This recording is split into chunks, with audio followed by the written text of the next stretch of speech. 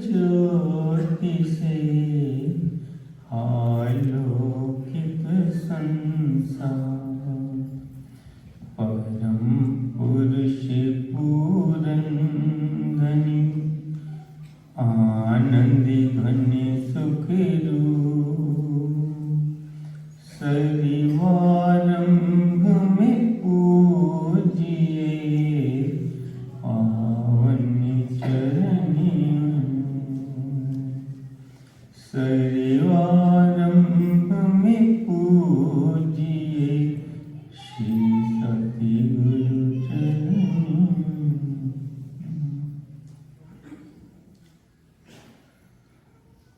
अपने इष्ट देव श्री सद्गुरु दाता दयाल जी का पवित्र ध्यान मन मंदिर में बसाते हुए प्रेम सहित मिलकर बोलो जयकारा बोल मेरे श्री गुरु महाराज की जय। आप सब शक्तिधाम एवं वैंकूवर के सौभाग्यशाली गुरुमुखों को श्री हजूर सद्गुरु दाता दयाल जी की ओर से प्रेम भरी शुभ आशीर्वाद।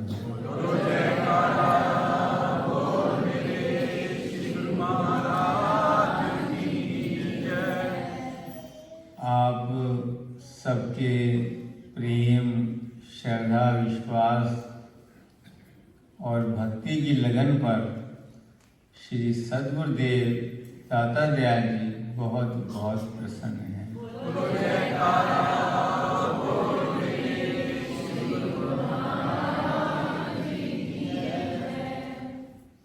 श्री सद्गुरुदेव दाता दयाल जी की सेहत कुशल मंगल है और आप सबके कुशल मंगल और प्रसन्नता के लिए श्री सद्गुरुदेव दाता दयाल जी सभी गुरुमुखों को बहुत बहुत आशीर्वाद देते हैं।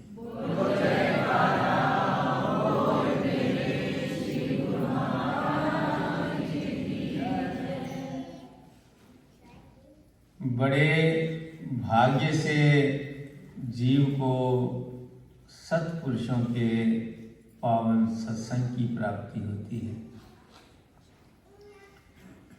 वाणी में साहिब वर्णन करते हैं,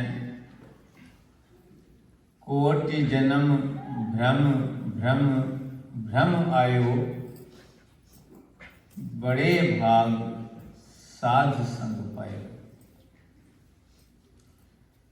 जन्म जन्मांतरों से भटकते हुए, जन्म जन्मांतरों के पुण्य जब जीव के फलीभूत होते हैं और स्वयं परमात्मा जीव पर कृपा करते हैं, तब जीव को सत्पुरुषों के सत्संग समागम का ऐसा दुर्लभ अवसर प्राप्त होता है जैसे श्री परमहंस दयाल जी की कृपा और श्री हजूर सद्गुरुदेव दाता दयाल जी के आशीर्वाद से हम सबको वैंकूवर में प्राप्त हो रहा है।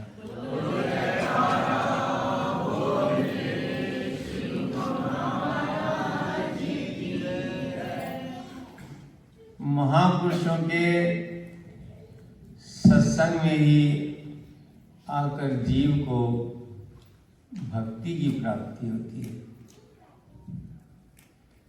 एक बार हमारे इष्ट देव महाप्रभु श्री परमहंस दाता दयाल श्री पंचम पातशाही जी महाराज ने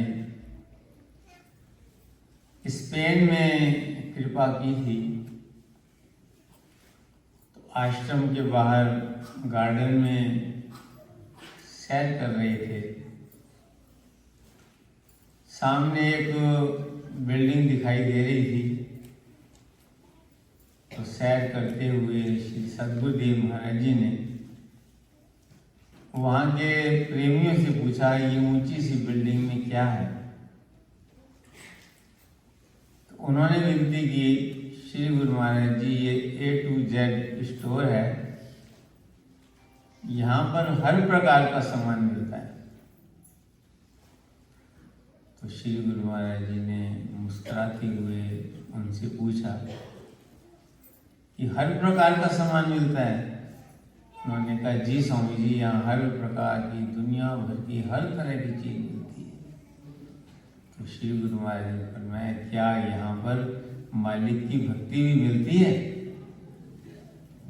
तो सब श्री चरणों में सिर झुका करके बोले, भक्ति की सच्ची दात तो आपके श्री चरणों में मिलती है और श्री अनंतपुर दरबार में मिलती है।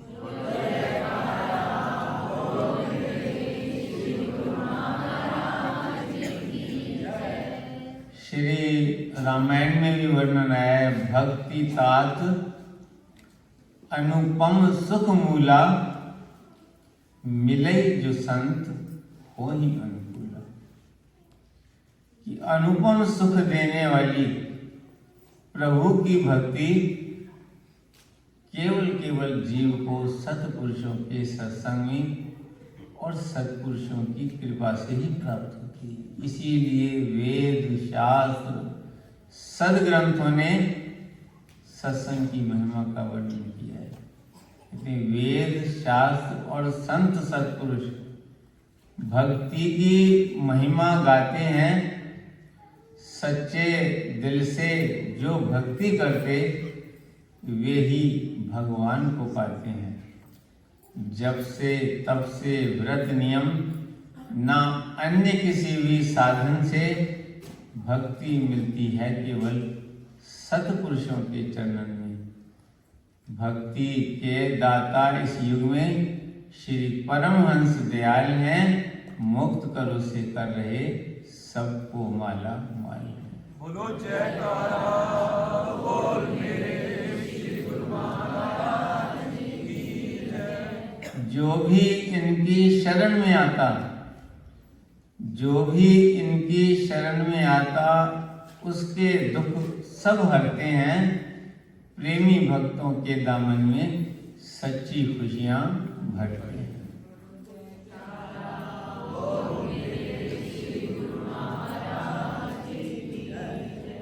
तो महापुरुषों के चरण कमलों से जुड़ने से, सत्पुरुषों की सत्संगत में आने से जीव भगवान के चरणों से जुड़ जाता है। इसीलिए कहते हैं कि जिस पर परमात्मा कृपा करता है, जिस जीव पर विशेष कृपा करता है, जिसके लिए अपने द्वार खोलता है, उस जीव का मिलन सत्पुरुषों से करा देता है। और यही इस जीवन का लक्ष्य है। परमात्मा तक पहुंचना ही इस जीवन का लक्ष्य है। वाणी में साहिब वर्णन करते हैं कि भई परापत मानुक देवरिया, गोविंद मिलन की एह तेरी बलिया। इस मनुष्य जन्म का लक्ष्य क्या है? केवल परमात्मा की प्राप्ति। दुनिया के सब काम हर जन्म के अंदर होते हैं, लेकिन सत्पुरुषों का सत्संग, प्रभु के नाम का सिमरन, प्रभु की भक्ति, ये केवल मनुष्य जन्म में ही हो सकती है। इसीलिए महापुरुषों ने लिखा है कि ये प्रभु से मिलने की बारी है। ये जो परमात्मा की कृपा से मनुष्य की देही मिली है, ये परमात्मा ने अपने से मिलने का साधन बख्शिश कर दिया है।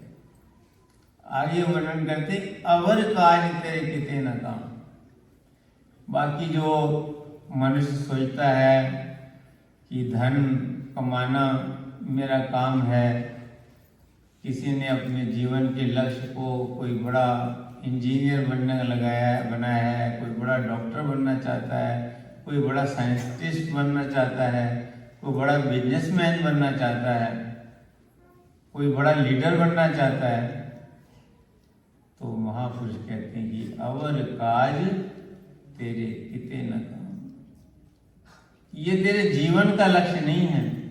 ठीक है, जीवन जीने के लिए इन सब चीजों की आवश्यकता पड़ती है, जीवन निर्वाह के लिए इन सब चीजों की जरूरत पड़ती है, तो उसके लिए मना नहीं है। लेकिन इनमें से कोई भी चीज, ना धन दौलत, न संपदा, न परिवार और न मान सम्मान, इनमें से कोई भी चीज जो है हमेशा जीव के साथ नहीं रहती, और ना इनमें से कोई चीज जीव के साथ जा सकती है। कहते हैं न वो भी ले गए कोई साथ, न वो भी ले गए कोई साथ जो दुनिया के वाली थे। सिकंदर जब गया दुनिया से दोनों हाथ खाली थे। उसने कितना दुनिया को लूटा, कहां कहां नहीं गया, कितनी उसने संपदा इकट्ठी कर ली, लेकिन जब उसका अंत आया, कोई बहुत बड़ी उम्र लेकर के भी नहीं गया, वो यंग था, तो उसे ऐसी बीमारी लगी कि जिनका हकीमों के पास, डॉक्टर्स के पास कोई इलाज नहीं। उसने कहा मेरी सारी संपदा ले लो लेकिन मुझे जीवन दे दो। लेकिन जितने भी उस समय के बड़े बड़े हकीम थे, सबने कहा कि मौत की तो कोई दवा है नहीं। तो उन्होंने जो है अपने परिवार से कहा कि तुम कुछ करो, अपने मित्रों से कहा, अपने परिवार से कहा, उनको कहा तुम में से कोई मेरा साथ निभाओ। तो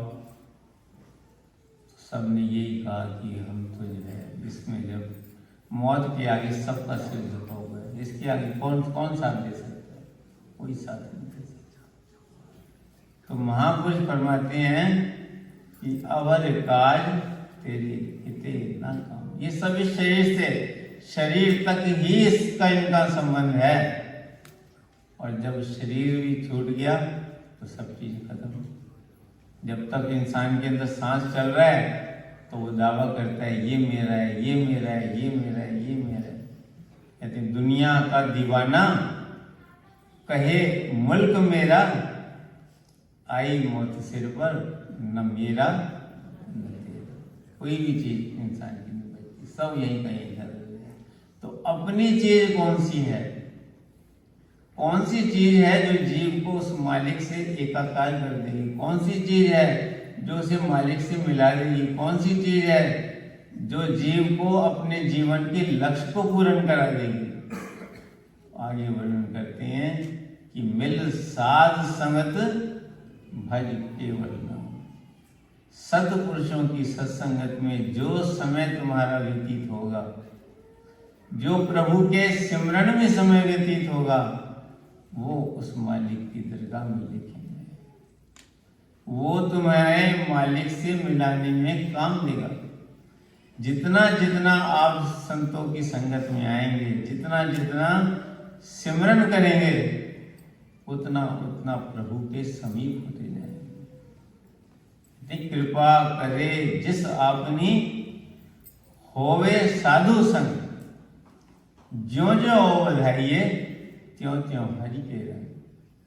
जिस पर वो कृपा करते हैं, जिस पर वो दयालता करते हैं, वाणी में किसी भी संत की वाणी में ये नहीं लिखा कि जिस पर कृपा करते हैं उसे बहुत धन बख्शिश कर देते हैं, जिस पर कृपा करते हैं उसे मान सम्मान दिला देते हैं, जिस पर कृपा करते हैं जमीन जायदाद दिला देते हैं, जिस पर कृपा करते हैं राजपाट दिला देते हैं। कहीं भी कोई भी ग्रंथ पढ़, गीता में भगवान ने कहा यक जुबान है सारे आरिफ, जिनके दिल को है करार, जाहिलों के बस से मुख्तलिफ और बेशुमार। जो जागृत संत हैं, जो पहुंचे हुए संत हैं, जो परमात्मा का स्वरूप संत हैं, उनकी वाणियां पढ़कर देख लो। भाषा अलग अलग हो सकती है लेकिन सिद्धांत सबका एक ही है। तो सभी महापुरुषों ने इस जीव के जीवन का लक्ष्य क्या बतलाया है कि आत्मा को परमात्मा से, परमात्म से आत्मा जुदा रही बहुकाल, सुंदर मेला हो गया जब सतगुरु मिले गया। जब जीव को वक्त के परिपूर्ण महापुरुष मिलते हैं, जब सत्पुरुषों की सत्संगत मिलती है, जब उनकी रहनुमाई में चल करके जीव प्रभु के नाम का सिमरन करता है, तो वो जीव की आत्मा जो है परमात्मा से एक करता है। और जो परमात्मा से जुड़ गया, जिसे परमात्मा की प्राप्ति हो गई, उसके जीवन में फिर कोई कमी नहीं रहती। संतों ने लिखा कि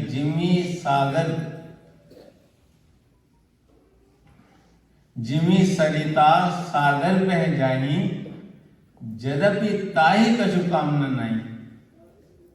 जिमी सरिता सागर पे जाई, यद्यपि ताहि कछु कामना नहीं। तिमी सुख संपत्ति बिनहि बुलाए, धर्मशील पर जाए सुबह। जिस प्रकार समुद्र अपनी जगह पर स्थित रहता है, समुद्र कहीं इधर उधर नहीं जाता, लेकिन नदियां दौड़ दौड़ कर उस तक पहुंचती हैं, उसमें जाकर के समाती हैं। ऐसे ही जो भगवान के चरण कमलों से जुड़ जाता है, जो अपने मन को प्रभु के चरणों से जोड़ लेता है, जो अपनी आत्मा को परमात्मा से एकाकार कर लेता है, उसके पास दुनिया का वैभव की कमी नहीं रहती। दुनिया का वैभव अपने आप उसके पास पहुंचता है। उसके मन के अंदर कोई चाहना नहीं। जिसे परमात्मा मिल गया, उसे भला किस चीज की चाहना रहती है, उसके भला किस चीज की कमी रह सकती है।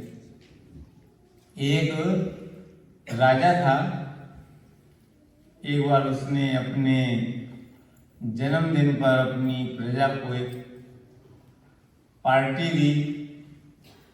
अपने बाग में उसने बहुत सुंदर बाजार लगाया, जिसमें हर प्रकार का सामान रखा, खाने पीने का, पहनने का, गहने, हीरे मोती, साधारण से साधारण चीज से लेकर कीमती से कीमती चीज। और उसने ये अनाउंस करा दिया कि जो भी व्यक्ति जिस वस्तु को भी टच करेगा वो उसकी हो जाएगी, लेकिन हर किसी को एक बार पर एक चीज को टच करने का अवसर प्राप्त होगा। सारे लोग पहुंच गए। कोई जिसको जो चीज अच्छी लगती थी वो उसको हाथ लगाता और उसको वो चीज मिल जाती। अब उसमें से जो है एक युवक आया, उसने देखा, चारों तरफ देखा, लोग ले रहे थे, कोई हीरे ले रहे थे, कोई मोती ले रहे थे, कोई सुंदर वस्त्र ले रहे थे, कोई मिठाइयाँ ले रहे थे, हर कोई। लेकिन उसने जब चारों तरफ देखा तो उसने देखा कि इसी गार्डन के बीच में जो है एक सिंहासन पर महाराजा बैठे हुए सारा नज़ारा देख रहे हैं।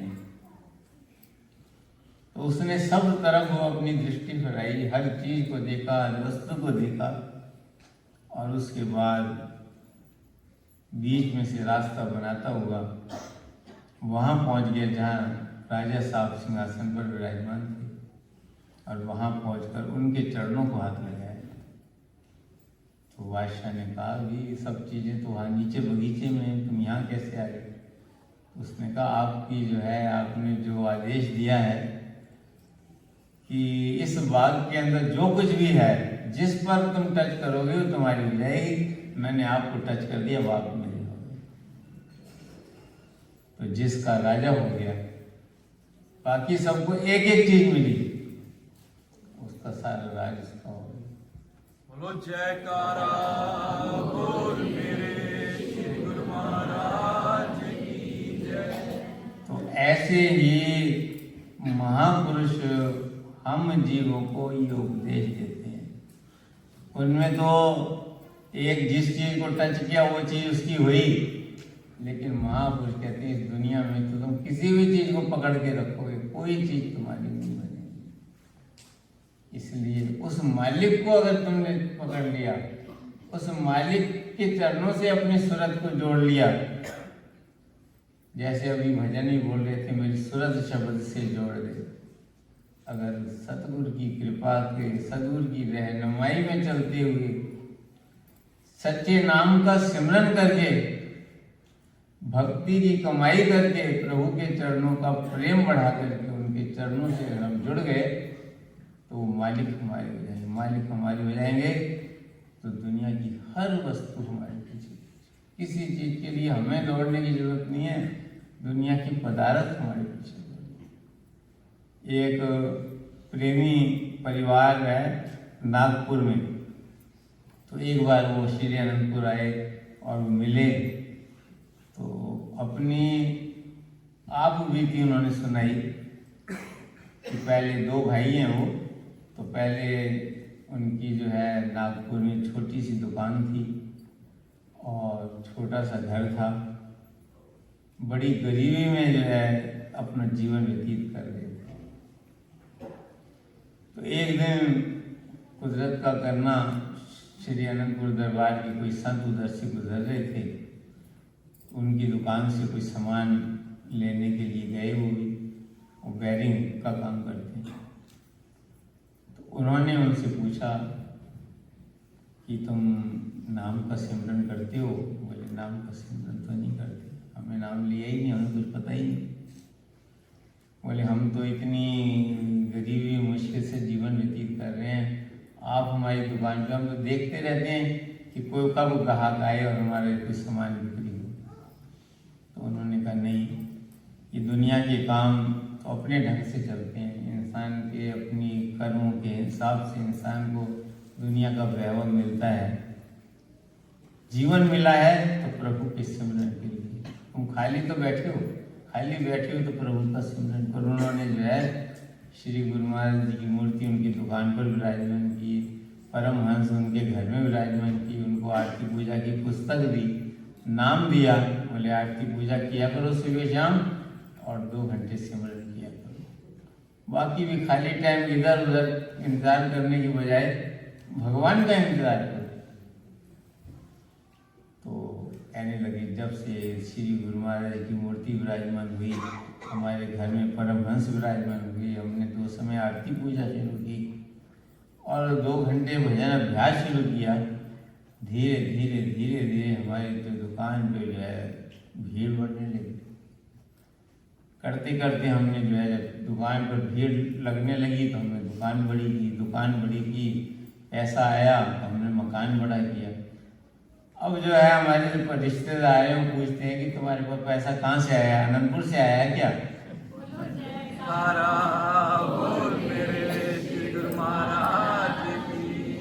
मैंने कहा उनको बोलो कि अनंतपुर से पैसा तो नहीं आया, लेकिन अनंतपुर वाले खुद आके हमारे घर में विराजमान हो।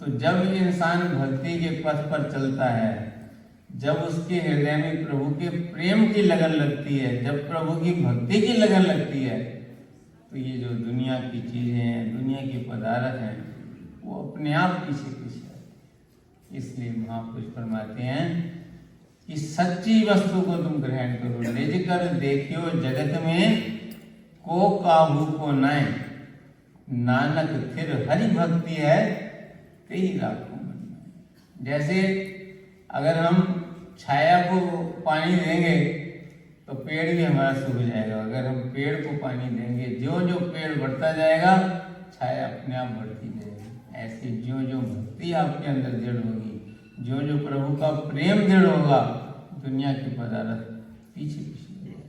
तो महापुरुष हमें जो है यही समझाते हैं कि भले ही दुनिया के काम करो, दुनिया के काम करना मना नहीं है, तुम जितना तुम्हारा बल है भले ही दुनिया के काम करो, लेकिन प्रभु के नाम को मत रहो जग में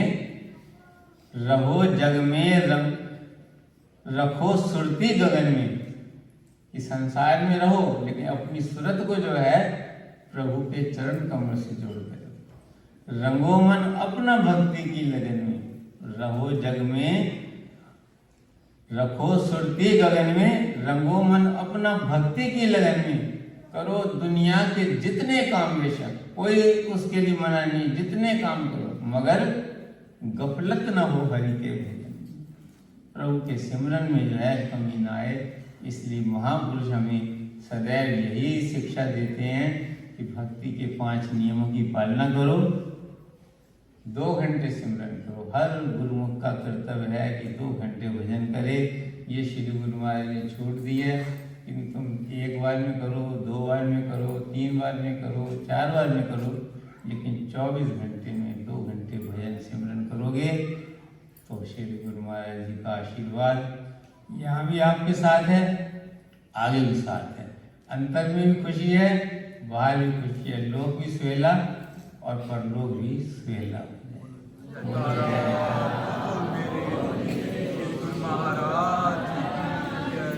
श्री सद्गुरुदेव दाता दयाल जी के आशीर्वाद और उनकी कृपा से जो ये सत्संग समागम यहाँ पर संपन्न हो रहा है, उसके लिए सभी गुरुमुखों को लाखों लाख बधाई। बोलो जयकारा बोल मेरे श्री गुरु महाराज की जय। हारा वाला बैठा होवे अखियां दे। गुरु ब्रह्मा गुरु विष्णु गुरुदेवो महेश्वरा, गुरु साक्षात् परब्रह्म तस्मै श्री गुरुदेवो